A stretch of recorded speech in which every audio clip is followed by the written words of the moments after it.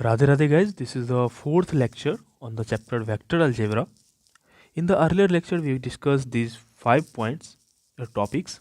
In this lecture we will begin from the position vector, actually what position vector is, and let's see how much topics we are covering in this lecture. So in the previous lecture we discussed the properties of vector, and I have given you the few questions on behalf of these certain topics, and I hope you have solved this. If you have any problem, there will be another lecture on the questions in which the solution will be discussed, but in this lecture we will discuss the position vector. So let's begin कि भाई position vector क्या होता है. तो सबसे पहले चलो हमारा पॉइंट पे ये सब चीज़ हम देख रखे हैं ऑलरेडी.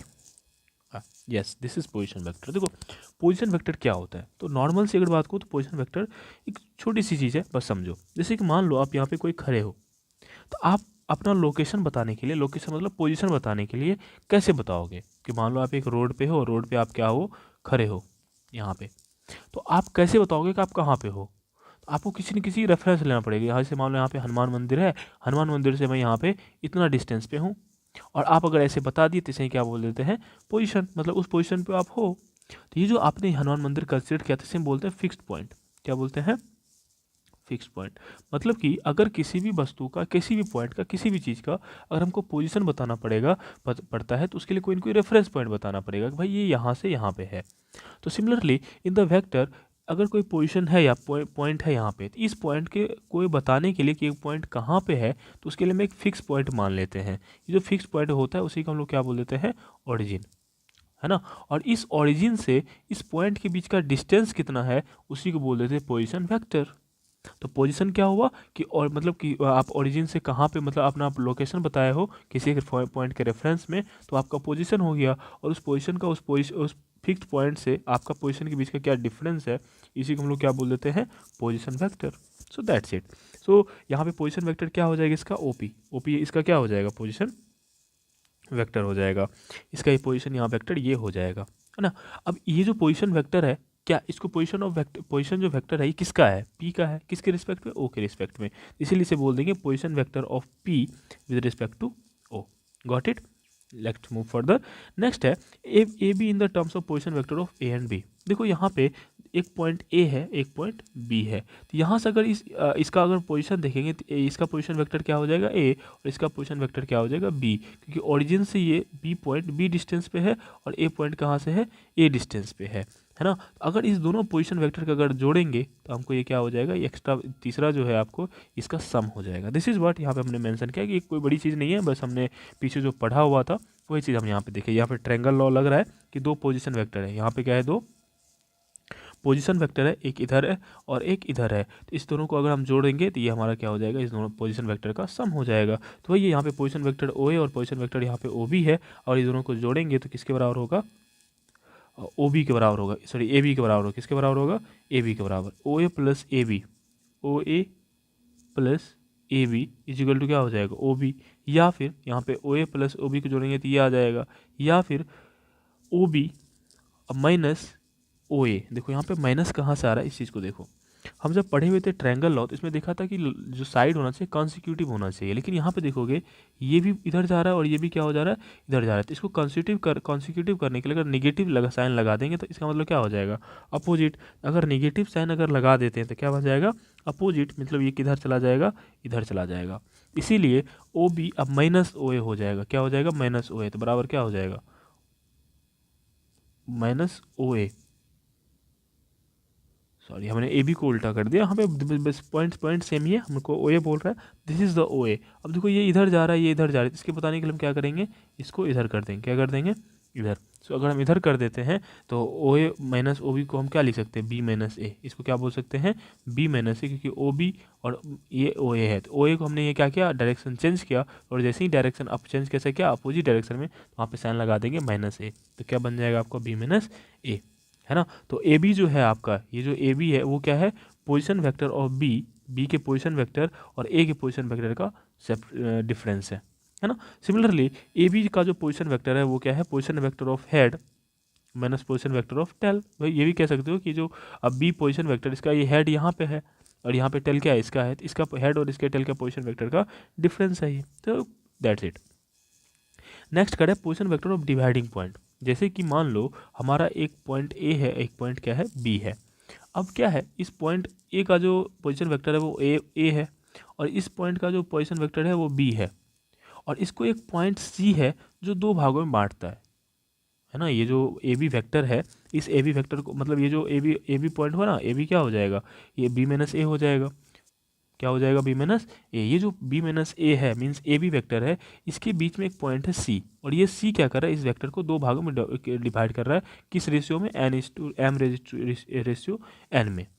तो फिर इसका जो ये जो वेक्टर है, इस पोजीशन का जो इस ये जो डिवाइड करने वाला पॉइंट है उसका पोजीशन वेक्टर क्या होगा। देखो फिर से मैं बता रहा हूँ, मान लो ए बी एक कोई पॉइंट है, ए बी क्या है, एक पॉइंट है, तो एक जो पॉइंट है उसका पोजीशन वेक्टर ए है, और बी का जो पॉइंट है उसका पोजीशन वेक्टर बी है। तो इसको मिलाने वाला लाइन एक वेक्टर होगा, है ना। देखे हुए थे हम। यहाँ पे क्या है, इस पॉइंट को, यहाँ पे कोई सी पॉइंट है जो इस दोनों को क्या कर रहा है, डिवाइड कर रहा है, तो किस रेशियो में, एम इज टू एन में। तो यहाँ पे एक पॉइंट हो गया, तो इस पॉइंट का पोजीशन वेक्टर क्या होगा, मतलब ओरिजिन से डिस्टेंस क्या होगी। तो इसके लिए क्या हो गया आपका, ओरिजिन से डिस्टेंस के लिए हम कैसे निकालेंगे। तो इसका एक फॉर्मूला होगा, यहाँ इसका पोजीशन वेक्टर ओ सी होगा। तो ओ सी बराबर क्या हो जाएगा, एम इंटू बी, ये जो एम रेशियो है इसी, और ये वेक्टर बी, और N is to A by M plus N. तो हमारा जब इंटरनल डिवीजन होगा, इंटरनल डिवीजन मतलब इस लाइन को बीच में कहीं पे काटेगा, तो हम इस तरह से फॉर्मूला से क्या करेंगे, निकालेंगे। नेक्स्ट आता है एक्सटर्नल डिवीजन। अब जैसे कि मान लो यहाँ पे ए पॉइंट है और ये बी पॉइंट ऑलरेडी है, और इस पे जो एक एक्स्ट्रा पॉइंट है, इस लाइन पे जो पॉइंट है ये इस दोनों पॉइंट के बाहर है, यहाँ पे है। पहले क्या था, इस पॉइंट के बीच में था, इसलिए इसे इंटरनल डिवीजन कहते थे।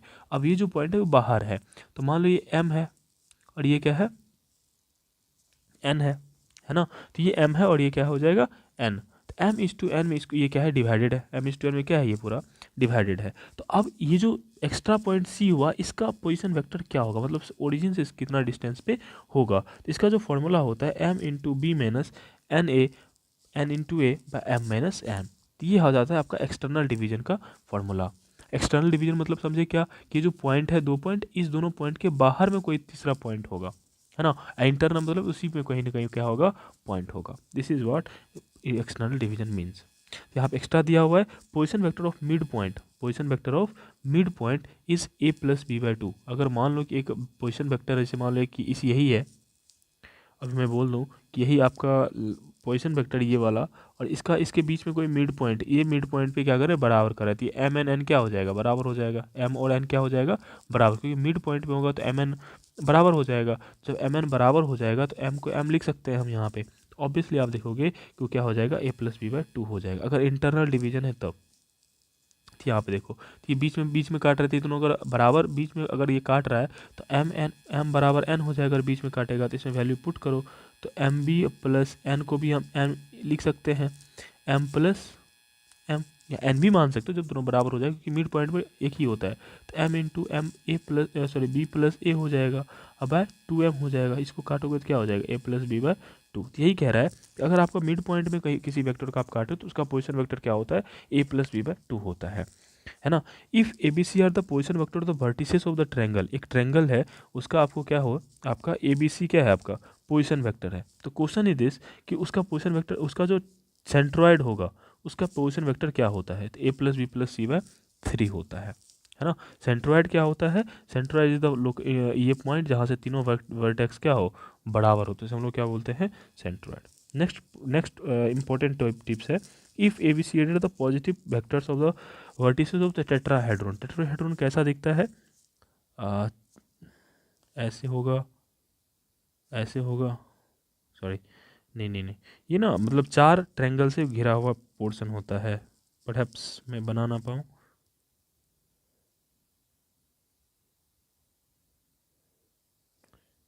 ऐसा होता मतलब ये देखो, एक ट्रायंगल बनाओ, ये क्या करो, ट्रायंगल बनाओ, तो यहाँ से भी एक साइड खड़ा होता है, यहाँ से भी एक साइड खड़ा होता है, यहाँ से भी क्या होता है, खड़ा होता है, तो ये पूरा ये मतलब ये बन जाता है। मेरे टेट्राहेड्रॉन बनाने में असमर्थ हूँ, आप गूगल करके देख लेना टेट्राहेड्रॉन कैसा होता है। तो अगर उसका उसमें चार वर्टेक्स होते हैं, उसमें चारों vertex A B C D है ना, उस टेट्राहेड्रॉन का, मतलब टेट्राहेड्रॉन में चार ट्रायंगल से एक क्लोज फिगर बनाना होता है, मतलब उसमें चार फेसेस होते हैं, ट्रायंगुलर फेस। तो उसका सेंट्रोइड का फॉर्मूला क्या होता है, a plus C plus D, A plus B plus C plus D by 4 होता है। आई होप आपको क्लियर होगी। इसके बेसिस पे कुछ क्वेश्चंस हैं, आप इसको ट्राई करना है बनाने का, नहीं बनेंगे तो फिर हम इसके लिए सेपरेट लेक्चर देंगे। जैसे कि ऊपर वाला वीडियो था उसके लिए हम अलग लेक्चर रखेंगे, और ये इसमें जो क्वेश्चंस आएंगे इसका अलग होगा, और इसका जो उस लेक्चर का वीडियो का जो लिंक होगा वो मैं इसमें कमेंट सेक्शन में दे दूंगा, ताकि आप डायरेक्ट सॉल्यूशन देख सको आपने सही बनाया कि नहीं बनाया था। These are the question based on the certain topics which we have discussed.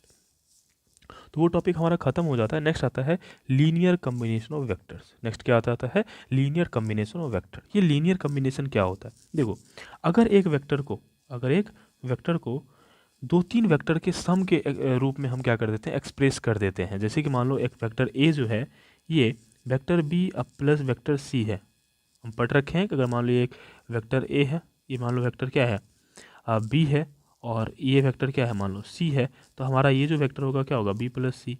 तो ये जो वेक्टर है ये जो वेक्टर इसका हमने मान लिया आई, तो ये जो है बी प्लस सी के फॉर्म में है ना, मतलब दो वेक्टर का क्या है सम के फॉर्म में है। तो अगर हम दो या दो से अधिक वेक्टर का सम के फॉर्म में अगर किसी एक वेक्टर को एक्सप्रेस कर सकते हैं तो उसे ही बोल देते हैं लीनियर कॉम्बिनेशन।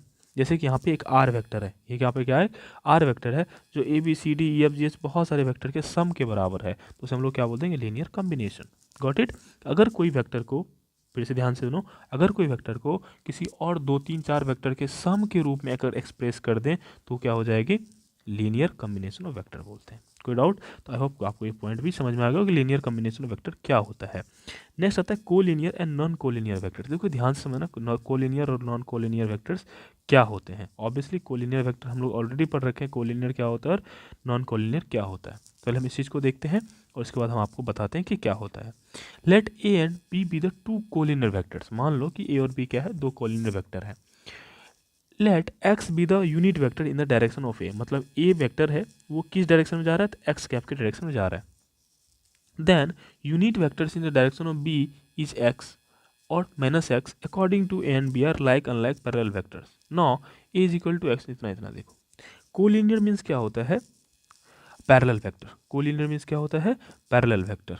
अब यहाँ पे क्या है कि जैसे मान लो दो वेक्टर है, क्या है दो वेक्टर, तो पैरेलल वेक्टर्स हैं। तो अब देखो अगर कोई दो वेक्टर पैरेलल है तो एक वेक्टर मान लो ये है जो कि यहाँ पे माने थे ए, और ये एक वेक्टर जो इसके पैरेलल होगा या तो इस डायरेक्शन में जा सकता है या फिर इस डायरेक्शन में जा सकता है। तो अगर ये इसके डायरेक्शन को हम एक्स कैप मानते हैं तो ये भी एक्स कैप हो सकता है या फिर माइनस एक्स कैप हो सकता है ना। पैरेलल है तो इसके डायरेक्शन में या दो ही ऑप्शन है, अगर पैरेलल है तो दो ऑप्शन है, या तो इधर जाएगा या फिर वो इधर जाएगा। तो वही कह रहा है अगर कोई मान लो वेक्टर ए है, अगर वो एक्स डायरेक्शन में जा रहा है तो उसके जो कोलिनियर होगा, मतलब उसका कोलिनियर क्या होगा बी, मतलब उसका पैरेलल कौन होगा बी, या तो एक्स डायरेक्शन में जाएगा या फिर माइनस एक्स डायरेक्शन में जाएगा। That is what.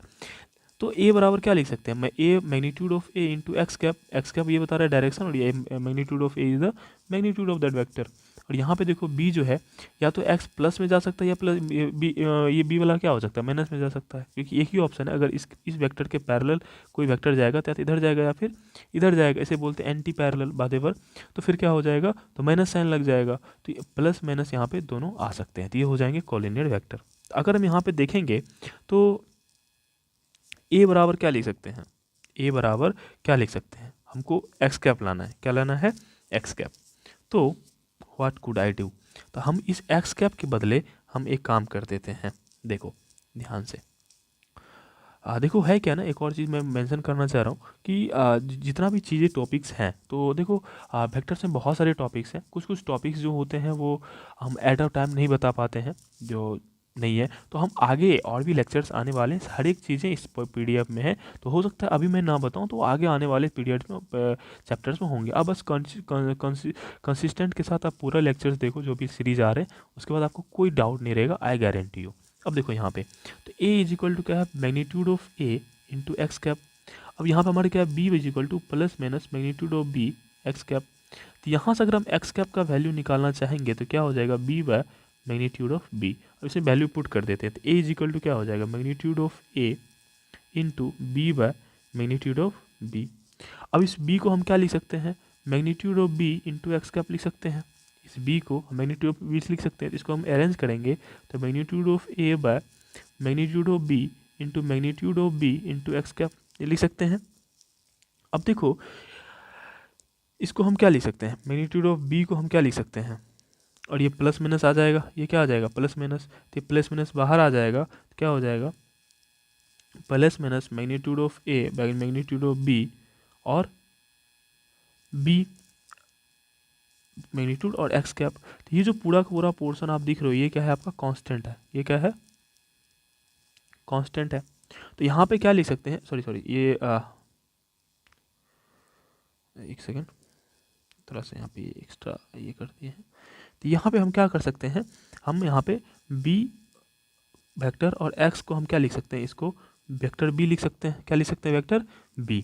तो हम इसको इस तरह से सजा सकते हैं प्लस माइनस वेक्टर a व वेक्टर b इंटू b, ये b कम्प्लीटली वेक्टर है ना, मैग्नीट्यूड विद डायरेक्शन। तो ये देखो ये कांस्टेंट पोर्शन है, ये क्या है कांस्टेंट पोर्शन है। कैसे कांस्टेंट हुआ, क्योंकि ये भी मैग्नीट्यूड और ये भी मैग्नीट्यूड, प्लस माइनस जो भी हो लेकिन ये क्या है कांस्टेंट है। तो अगर इस कांस्टेंट को हम अगर मान लेते हैं लैम्डा, तो ए इज इक्वल टू क्या लिख हो जाएगा लैम्डा बी, क्या हो जाएगा A is equal to lambda B. तो यहाँ से एक और चीज़ आता है कि दो अगर वेक्टर पैरेलल है तो उसको हम ए इक्वल टू लैम्डा बी के फॉर्म में लिख सकते हैं, जहाँ लैम्डा क्या है स्केलर है, मतलब मैग्नीट्यूड है, वो वेक्टर पोर्शन नहीं है। तो यहाँ से एक और टर्म हमने क्या ले सकते हैं, यहाँ से ले सकते हैं। Next topic is relationship between two parallel vectors. If A and B two parallel vectors, मान लेते हैं कि ए और बी क्या है दो पैरेलल वेक्टर्स है, देन देयर एग्जिस्ट स्केलर के, अगर कोई उसकी कोई एक स्केलर है के, यहाँ पे हमने के मान रखा but lambda it could be possible, तो ए इज इक्वल टू क्या होगा के बी। यही तो हमने स्टेटमेंट यहाँ से देखा है, अगर दो पैरेलल वेक्टर्स हैं तो उसको इस फॉर्म में लिख सकते हैं। कैसे लिख सकते हैं, तो यहाँ से हमने ये चीज़ देखा है, यहाँ से हमने पूरा पूरा क्या कर लिया ड्राइव कर लिया है। सो that is there exists to be non-zero scalar quantities x and y so that xa plus yb is equal to 0। अब जैसे कि मान लो a बराबर हम क्या लिख सकते हैं लैम्डा b, तो b बराबर क्या लिख सकते हैं 1 बाय लैम्डा a, इसको मान लेते हैं y, इसको मान लेते हैं क्या इसको लैम्डा, इसको मान लेते हैं x। तो हम इसको क्या लिख सकते हैं, तो हम इसको अगर दो वेक्टर है तो हम इसको क्या लिख सकते हैं कि X A plus Y B equal to क्या लिख सकते हैं 0। तो यही है फॉर्म में, अगर एक पैरेलल वेक्टर से दो पैरेलल वेक्टर्स है तो उसको हम इस फॉर्म में लिख सकते हैं। कोई डाउट यहाँ पे, नो। नेक्स्ट आता है if and B A two non zero non parallel. हमने तो पैरेलल वेक्टर का तो प्रॉपर्टी देख लिया सर, अगर कोई वेक्टर पैरेलल है तो हम उसको किस फॉर्म में एक्सप्रेस कर सकते हैं, एक तो फॉर्म तो ये वाला हो गया और दूसरा फॉर्म हो गया ये। अगर नॉन पैरेलल है तो उसमें क्या होगा, इस फॉर्म में तो एक्सप्रेस नहीं कर पाएंगे, इस फॉर्म में क्या कर पाएंगे नहीं कर पाएंगे। अगर ऐसा हुआ तो उसमें एक्स और वाई का वैल्यू क्या होगा 0 होगा, इसमें क्या होगा एक्स और वाई का वैल्यू 0 होगा। तो नॉन पैरेलल में क्या होता है एक्स और वाई का वैल्यू 0, और पैरेलल में एक्स और वाई का वैल्यू 0 नहीं होता है। तो यहाँ से दो चीज़ हमने देखा कि parallel vectors and non parallel vectors में क्या डिफरेंस है। तो पैरेलल वेक्टर्स को हम X A plus Y B is equal to 0 को फॉर्म में हम डिस्क्राइब कर सकते हैं, but in the non parallel vectors ऐसा नहीं कर सकती। यहाँ पे वहाँ पे एक्स इज इक्वल टू 0 फिर वाई इक्वल टू 0 होगा, तो वो आपका नॉन पैरेलल वेक्टर्स हो जाएंगे। तो यहाँ पे हम वन वे में अगर इसको डिस्क्राइब करेंगे तो अगर X A plus Y B is equal to 0 है तो यहाँ से 3 कंडीशन बन सकते हैं। यहाँ इसके क्या बन सकते हैं 3 condition, X A plus Y B is equal to क्या है 0 है, तो यहाँ से 3 कंडीशन क्या बन सकते हैं, क्या या तो ए वेक्टर ए और वेक्टर बी दोनों 0 हो, है ना, तो दोनों 0 हो जाएगा तो 0 हो जाएगा, है कि नहीं है, ठीक है। या तो x 0 हो जाएगा y 0 होगा तब भी 0 वैल्यू आ जाएगा। तो जब ये दोनों केस होगा तो वो नॉन पैरेलल होगा, क्या होगा नॉन पैरेलल होगा। लेकिन अगर ये दोनों केस में 0 नहीं हुआ तो वो दोनों एक दूसरे के क्या होगा पैरेलल होगा। तो ये हो गया आपका वेक्टर फॉर्म में। तो हमने पैरेलल और नॉन पैरेलल वेक्टर्स के बारे में हमने देखा, और यहाँ पे जो कोलिनियर वेक्टर्स था नॉन कोलिनियर वेक्टर्स था उसी को पैरेलल या फिर नॉन पैरेलल बोलते हैं। नेक्स्ट आता है अगर हम इसको कंपोनेंट के फॉर्म में देखें, ये तो वेक्टर फॉर्म में हुआ, क्या हुआ वेक्टर फॉर्म में कि दो पैरेलल वेक्टर है वो किस फॉर्म में एग्जिस्ट करेगा। तो हमने दो देखा था ये एंड ये वेक्टर फॉर्म में हुआ। Now it's time to know about the component form. Component form, अगर दो वेक्टर पैरेलल है तो कंपोनेंट फॉर्म में उसको कैसे डिस्क्राइब करेंगे। तो यहाँ पे एक एग्जांपल ले रखे हैं कि मान लो ए कोई वेक्टर है जो कि लीनियर कम्बिनेशन है किसका A1 i cap A2 j cap और A3 k कैप। और b इज इक्वल टू हो जाएगा b1 का b2 का b3 का, ये दो वेक्टर्स हैं। और देखो लीनियर कॉम्बिनेशन मतलब क्या होगा कि ये तीन वेक्टर के से मिलके बना हुआ है, ये भी तीन वेक्टर से मिलके बना हुआ है। तो हमने पढ़ा था कि अगर कोई एक वेक्टर को दो या दो से अधिक वेक्टर के सम के फॉर्म में अगर एक्सप्रेस कर सके तो वो क्या हो जाता है, लीनियर कॉम्बिनेशन कहते हैं। तो this is called linear combination. कोई दिक्कत यहाँ तक नहीं है। चलो अगर ये कंडीशन, अब देखो हम समझेंगे ये दोनों पैरेलल कब होगा। तो अगर ये वेक्टर और ये वेक्टर पैरेलल होगा तो ये कंडीशन को हमेशा फॉलो करेगा। क्लास 10th मैथ्स में भी है ये, शायद क्लास 10th 11 में थे कि अगर दो वेक्टर है, मतलब वहाँ पे ना आपको वेक्टर ना बोल के इक्वेशन दिया जाता है और कुछ नहीं है, बट कंसेप्ट वही है कि अगर दो लाइन क्या है, पैरेलल है, तो वेक्टर पैरेलल है, तो वो किस फॉर्म में होगा, a1 बाय b1 बराबर a2 बाय b2 बराबर a3 बाय b3। ये किस फॉर्म में हम पैरेलल वेक्टर्स के प्रॉपर्टी को देख रहे हैं, कंपोनेंट फॉर्म में, और ये कौन सा फॉर्म में था, वेक्टर फॉर्म में। नेक्स्ट टॉपिक है test of collinearity of 3 points. Collinear मतलब क्या होता है, पैरेलल, कि दो वेक्टर क्या है, पैरेलल है। अब क्या है कि हम कोई भी वेक्टर कोलिनियर है हम कैसे फाइंड कर सकते हैं। तो अब जैसे मान लो कि तीन ठो कोई पोजीशन वेक्टर है A B C sorry are collinear.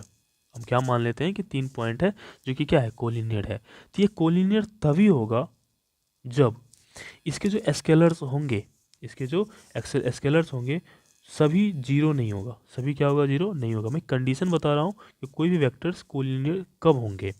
तो तीन वेक्टर का मैं एग्जांपल ले रहा हूँ। तीन कोई पोजीशन वेक्टर है, ये कोलिनियर कब होगा, जब इसके जो कंपोनेंट हैं वो सभी जीरो नहीं होगा। एक हो सकता है बट सभी जीरो नहीं हो सकता है। तब ये X A plus Y B plus Z C is equal to zero, और साथ ही साथ X plus Y plus Z zero, ये दोनों कंडीशन को फुलफिल करेगा। हमने तीन चीज़ देखा। हमने अगर मान लो कि तीन वेक्टर है यहाँ पे और तीनों कोलिनियर है, तो हम कैसे टेस्ट करेंगे। तो टेस्ट करने के लिए तो पहले ये देखना पड़ेगा कि इसमें एक्स वाई जेड तीनों जीरो नहीं होना चाहिए। अगर जीरो हुआ तो फिर कोलिनियर नहीं हुआ, क्योंकि हमने ऑलरेडी देखा हुआ था कि अगर एक्स यहाँ पे, अब हमने यहाँ पे देखा हुआ था कि अगर X A plus Y B is equal to zero है और एक्स और वाई का वैल्यू जीरो हो गया तो नॉन पैरेलल था ना। और नॉन पैरेलल को ही क्या बोलते हैं, कोलिनियर, नॉन कोलिनियर बोलते हैं। तो पहला कंडीशन तो ये फुलफिल होना चाहिए भाई कि कोलिनियर अगर होगा तो उसमें जो कंपोनेंट होंगे वो जीरो नहीं होंगे। ठीक है।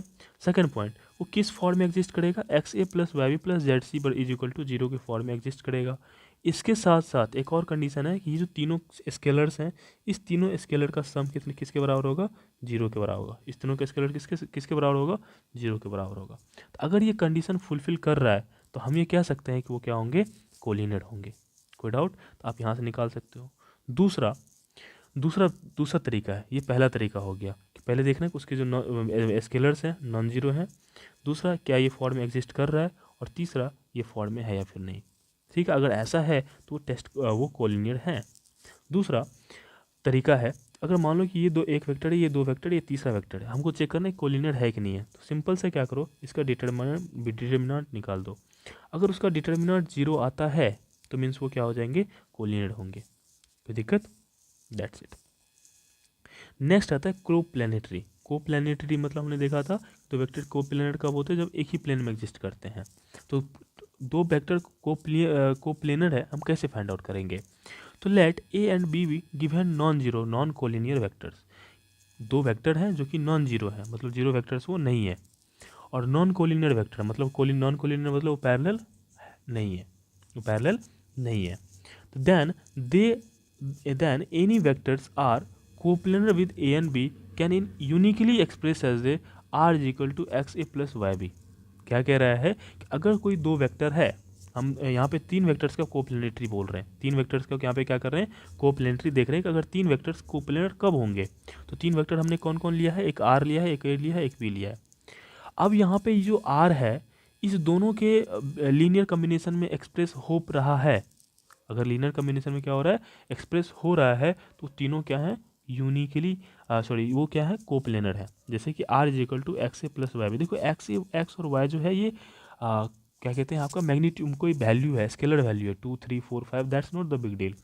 ए and B is the two vectors और R is a vector. So R vector जो है ए और बी वेक्टर के फॉर्म में एक्सप्रेस हो पा रहा है। अगर ऐसा है तो कोप्लेनर होगा। तो तीन वेक्टर्स कब कोप्लेनर होगा, जब तीनों वेक्टर में से कोई एक वेक्टर रेस्ट दो वेक्टर का लीनियर कम्बिनेशन हो। कोई एक वेक्टर क्या हो, दूसरी रेस्ट दो वेक्टर का लीनियर कम्बिनेशन हो, तो उसे हम लोग बोल देंगे क्या है, कोप्लेनर है। ऐसा नहीं सिर्फ यहाँ पे आर ही कोई एक ही होगा, तीनों में से तीनों होगा या फिर तीनों है ना, तो वो क्या हो जाएंगे आपके कोप्लेनर होंगे। नेक्स्ट, टेस्ट ऑफ कोमिटर 4 पॉइंट। अगर आपको 4 पॉइंट दे देंगे तब कैसे चेक करोगे सर? तो 4 पॉइंट चेक करने का तो कंडीशन है कि वही चीज़ें हैं कि एक्स वाई जेड यू, यहाँ पे हमने 4 ठो स्केलर लिया हुआ है, 4 वेक्टर कौन कौन लिए हम यहाँ पे, ए बी सी डी। इनके ए बी सी डी जो है, इनके जो क्या कहते हैं स्केलर्स होंगे वो जीरो नहीं होनी चाहिए, सॉरी 3 वेक्टर है, 3 वेक्टर का तो हम कंडीशन देख लिया। अगर 4 पॉइंट है तो 4 पॉइंट में क्या कंडीशन है, उसके जो स्केलर्स होंगे वो नॉन जीरो होंगे। एक जीरो हो सकता है, यहाँ पे देखो पॉइंट क्या है, नोट ऑल जीरो, सभी एक जीरो नहीं होना चाहिए, है ना। दूसरा पर condition X A plus Y B plus Z C plus U D किसके बराबर होना चाहिए, जीरो के बराबर होना चाहिए, और इसका जो स्केलर है स्केलर सम क्या होना चाहिए, जीरो होना चाहिए। अगर ये कंडीशन फुलफिल कर रहा है तो मीन्स वो चारों पॉइंट क्या है, कोप्लेनर है। ध्यान रखना, अगर ये हो रहा है और ये नहीं हो रहा है तब भी कोप्लेनर नहीं होगा, है ना। ये हो रहा है ये नहीं हो रहा है तब भी कोप्लेनर नहीं होगा, ये तीनों जो है आपको फुलफिल होना चाहिए। नेक्स्ट अगर हम दूसरा तरीका से देखना चाहेंगे तो सर, जैसे कि मान लो हमने यहाँ पे वेक्टर ए मान लिया a1 i का प्लस a2 j का plus a3 k cap, B vector मान लिया b1 i का प्लस b2 j का plus b3 k cap, C vector मान लिया c1 i का प्लस c2 j का plus c3 k cap, and D vector is d1 i का plus d2 j का प्लस d3 k कैप। हमने 4 vectors मान लिए। ये अनदर दूसरा तरीका, ये क्या है, दूसरा तरीका। अब इसको हमको चेक कर रहे हैं कि कोप्लेनर है या फिर नहीं है, तो सिर्फ क्या करो, इस सबका डिटर्मिनेंट निकाल दो। क्या कर दो, डिटर्मिनेंट निकाल दो। अगर ये डिटर्मिनेंट निकाल देते हो तो वो क्या होंगे, अगर उसका वैल्यू जीरो आता है तो वो क्या हो जाएगा, कोप्लेनर होगा। तो हमने 4 पॉइंट्स का कोप्लेनरिटी देखा कि 4 पॉइंट्स कोप्लेनर कब होंगे, अगर इस फॉर्म में एक्सप्रेस हो रहा है या फिर इस फॉर्म में एक्सप्रेस हो रहा है तो वो कोप्लेनर होंगे। अगर 3 पॉइंट का कोप्लेनरिटी देखेंगे तो अगर ऐसा है तो वो पॉइंट्स क्या होंगे, कोप्लेनर होंगे। नेक्स्ट टॉपिक है linear independence and dependence of vector. देखो इंडिपेंडेंस एंड डिपेंडेंस क्या होता है, इंडिपेंडेंस और दूसरा आता है डिपेंडेंस। अब देखो सिंपल सा टर्म है, चीज़ों को समझो, देखो इतना लंबा चौड़ा खींचा रहेगा, बस ध्यान से सुनो। इंडिपेंडेंस क्या होगा, अगर कोई वेक्टर आर है, कोई वेक्टर क्या है, आर है, अगर ये वेक्टर किसी और वेक्टर के सम के रूप में एक्सप्रेस नहीं कर सकते हैं, मतलब इसका लीनियर कम्बिनेशन पॉसिबल नहीं है। आर वेक्टर को हम vector A plus vector B के फॉर्म में हम एक्सप्रेस नहीं कर सकते, मतलब इसका लीनियर कम्बिनेशन पॉसिबल नहीं होगा, तो इस वेक्टर को हम लोग क्या बोल देंगे, इंडिपेंडेंस वेक्टर। अगर इसको हम लीनियर कम्बिनेशन के फॉर्म में अगर एक्सप्रेस कर दिए तो ये कौन सा वेक्टर हो जाएगा, डिपेंडेंस वेक्टर। आई होप आपको पता समझ में आ गया। इंडिपेंडेंस वेक्टर क्या होंगे कि जब वेक्टर को हम किसी और वेक्टर के सम के फॉर्म में एक्सप्रेस कर देंगे तो हो जाएगा इंडिपेंडेंस, और डिपेंडेंस कब होंगे, जब उसको हम एक फॉर्म में एक्सप्लेन नहीं कर पाएंगे। तो लीनियरली इंडिपेंडेंट वेक्टर और set of non zero vectors, vectors कैसा होना चाहिए, नॉन जीरो होना चाहिए, जैसे यहाँ पे वेक्टर्स दिया हुआ है, is said to be linearly independent if इतना इज इक्वल टू क्या होगा, जीरो, और ये सभी क्या हो जाएगा, जीरो। अब एक चीज़ देखो, तो आप हमारा एक वेक्टर है, मान लो तो आर वेक्टर, और इस आर वेक्टर को हमने क्या किया, X A vector cap plus Y B cap plus Z C cap हमने मान लो इस फॉर्म में एक्सप्रेस कर दिया। इसके स्केलर्स कौन होंगे, एक्स वाई जेड। तो हम ये बोल दें एक्स बराबर वाई बराबर जेड बराबर जीरो, तो बताओ ये क्या जीरो नहीं है? क्या हम आर को एक्सप्रेस कर पाए किसी और वेक्टर के फॉर्म में? नहीं कर पाए। हमने लिखने का तो लिख दिया, लेकिन कंडीशन क्या दे दिया कि चार तीनों बराबर जीरो है, तो क्या हम इसको और के फॉर्म में एक्सप्रेस कर पाए? नहीं कर पाए। तो जब नहीं कर पाएंगे तो उसे बोल देंगे इंडिपेंडेंस वेक्टर। वही कह रहा है, जो एक बड़ा सा वेक्टर है x1 a1 plus x2 a2 plus x3 a3 xn xn, ये जीरो के बराबर होगा, और साथ साथ इसके जो कॉफिशिएंट होंगे वो क्या होंगे, जीरो। भाई सब मल्टीप्लाई होकर जीरो ही हो जाएगा ना, सब मल्टीप्लाई होकर क्या हो जाएगा, जीरो ही हो जाएगा। तो क्या वो लीनियर इंडिपेंडेंट होगा कि नहीं होगा? दैट्स इट, लीनियर इंडिपेंडेंट होगा। लीनियर डिपेंडेंट वेक्टर क्या होगा कि जब उसका जो सम होगा, अगर किसी दो वेक्टर को किसी अदर वेक्टर के सम के फॉर्म हम क्या कर सकते हैं, एक्सप्रेस कर सकते हैं, तो होता है लीनियर डिपेंडेंट वेक्टर। कैसे? A set of vectors a1 a2 a3 is an said to be linear dependent if there exist scalar x are not all zero. यहाँ पे ऑल आर जीरो, और ऑल आर जीरो होगा तो ये सभी term क्या हो जाएंगे, जीरो हो जाएंगे, मतलब एक्सप्रेस नहीं कर पाएंगे। बट यहाँ पे क्या करें, not all are zero such that x1 a1 plus x2 a2 plus xn an is equal to क्या होना चाहिए, जीरो होना चाहिए। यहाँ पे जीरो होना चाहिए, लेकिन इसके जो स्केलर्स हैं वो नॉन ऑल जीरो होना चाहिए, सभी जीरो नहीं होना चाहिए। ओके, अगला point, three vectors this one and this one will be linearly dependent. अगर तीन वेक्टर है और उसको हमको चेक करना है कि लीनियरली डिपेंडेंट है कि नहीं है, तो अगर लीनियरली डिपेंडेंट होगा तो इसका बराबर क्या हो जाएगा, जीरो। इसका अगर डिटरमिनेंट निकाल देंगे तो उसका डिटरमिनेंट क्या हो जाएगा, जीरो, तो मतलब वो क्या हो जाएगा, लीनियरली डिपेंडेंट वेक्टर। अभी देखो एक चीज़, अगर किसी भी वेक्टर का अगर हमने ये क्या कर दिया, जीरो के बराबर कर दिया, देखो कॉन्सेप्ट कितना एक दूसरे से कनेक्टेड है। ये मान लो डिटर्मिनेंट है और इस तीनों वेक्टर का डिटर्मिनेंट क्या आ रहा है, जीरो, तो हम ऊपर क्या पढ़े हैं, अगर डिटर्मिनेंट जीरो आ रहा है तो कोप्लेनेटरी होगा। अगर कोई कोप्लेनेटरी वेक्टर है तो उसको लीनियर कॉम्बिनेशन में क्या कर सकते हैं, ड्राइव कर सकते हैं। अगर कोई वेक्टर कोलिनियर है, क्या है, कोलिनियर है, क्या उसको हम किसी दो तीन वेक्टर के रूप में एक्सप्रेस नहीं कर सकते हैं, डेफिनेटली कर सकते हैं। तो इसका मतलब क्या हुआ कि अगर किसी वेक्टर को हम अगर दो या तीन और फॉर्म में लीनियर कॉम्बिनेशन में एक्सप्रेस कर देंगे तो वो उसका मतलब वो क्या हो जाएगा, मतलब वो क्या हो जाएगा, लीनियरली डिपेंडेंट वेक्टर, ऑब्वियसली बात है, होगा। तो यही चीज़ कोई एक्स्ट्रा चीज़ नहीं है। अगर आपको कुछ वेक्टर्स दिया हुआ है, अगर उसका डिटरमिनेंट जीरो आ रहा है तो मतलब वो कोप्लेनर होगा या कोलिनियर होगा, and coplanar and collinear vectors are always dependent, मतलब उसको किसी और फॉर्म में एक्सप्रेस कर सकते हैं, लेकिन यहाँ पे एक्सप्रेस कर ही नहीं सकते। तो this is linear dependent and linear independent vectors. यहाँ पे कुछ प्रॉपर्टीज आते हैं, कुछ प्रॉपर्टीज देखते हैं linear independent linear dependent vectors के। 5 प्रॉपर्टीज कौन कौन, two non zero non collinear vectors are linearly independent, ना ही कोलिनियर हो। देखो अभी जस्ट पॉइंट मैच करके नहीं पड़ेगा, अगर ये वैल्यू फुलफिल कर रहा है, इसका डिटरमिनेंट जीरो आ रहा है, तो ये क्या हो गया, कोलिनियर हो जाएगा, कोलिनियर हो जाएगा ना। तो कोलिनियर वेक्टर तो डिपेंडेंट हो गया, कौन हो गया, डिपेंडेंट। अगर कोलिनियर नहीं हुआ तो क्या हो जाएगा, इंडिपेंडेंट। तो पहला प्रॉपर्टी। दूसरा, two collinear vectors are linearly dependent, अगर कोलिनियरली है कोलिनियर है तो डिपेंडेंट होगा, हमने यहाँ देखा। Any three non coplanar vectors are linearly independent, अगर कोई तीन नॉन पोलर है, अभी जस्ट देखो यहाँ पे हमने यहाँ पे क्या बता, नॉन कोपोलर, अगर कोपोलर होगा तो ये जीरो हो गया, और कोपोलर जीरो होगा तो डिपेंडेंट होगा। बोल रहा है कोपोलर नहीं होगा, तो कोपोलर नहीं होगा तो इसका डिटरमिनेंट जीरो नहीं हुआ, तो मतलब वो क्या हो जाएगा, इंडिपेंडेंट हो जाएगा। तो वही कह रहा है, थ्री नॉन कोप्लेनर, अगर कोई कोप्लेनर नहीं है तो लीनियरली इंडिपेंडेंट होगा, क्योंकि देखो डिपेंडेंट का होने का कंडीशन क्या है, डिटरमिनेंट जीरो होना चाहिए। अगर डिटरमिनेंट जीरो हो रहा है तो वो क्या होना चाहिए, होता है कोप्लेनर होता है। यहाँ पे कह रहे हैं कोप्लेनर नहीं है, तो कोप्लेनर नहीं है तो इंडिपेंडेंट होगा। Any three coplanar vectors are linearly dependent, अगर कोप्लेनर है तो क्या हो जाएगा, डिपेंडेंट होगा। Any four vectors in three dimensions are linearly dependent, अगर कोई चार वेक्टर है और वो थ्री डायमेंशनल स्पेस में है तो वो क्या हो जाएंगे, लीनियरली डिपेंडेंट होंगे। This is the properties of the linear independent dependent vector. देखो यहाँ से कुछ क्वेश्चंस बनाने में मदद आते हैं, जो आप क्वेश्चन सॉल्व करोगे, इसमें बहुत सारे क्वेश्चंस हम इस पे टॉपिक्स पे दे रखे हैं, हर एक टॉपिक्स का अलग अलग सेपरेट सॉल्यूशन, इसको एग्जांपल का सॉल्यूशन है, मैंने इसमें सॉल्यूशन भी दे रखा है, आप स्क्रीनशॉट लेके देख सकते हो ताकि आपको बनाने में सहूलियत हो। हम देखेंगे इन सब का वीडियो सेपरेटली अपलोड कर देंगे, और उसका जो लिंक होगा वो आपके कमेंट सेक्शन में मिल जाएगा। By the way you should have to try, आपको आंसर सॉल्यूशन नहीं देखना चाहिए, पहले क्वेश्चन से आप बनाओ पहले, और आई होप क्वेश्चन बनेंगे। और सभी बेस्ट क्वेश्चन है, राजस्थान पीईटी का क्वेश्चन है ना, मध्य प्रदेश ये IIT 1983, देखो कितना मस्त क्वेश्चन है ना। अब देखो ये चीज़ आपको बहुत अच्छा क्वेश्चन इसमें मैंने ऑलरेडी अटैच कर रखे हैं, तो आपको खुद से बनाना है, फिर नहीं होगा तो इसके लिए हम सेपरेट वीडियो अपलोड कर देंगे। आई होप आपको समझ में आ गई होगी, फिर मिलेंगे नेक्स्ट वीडियो में। Thank you so much for watching this video.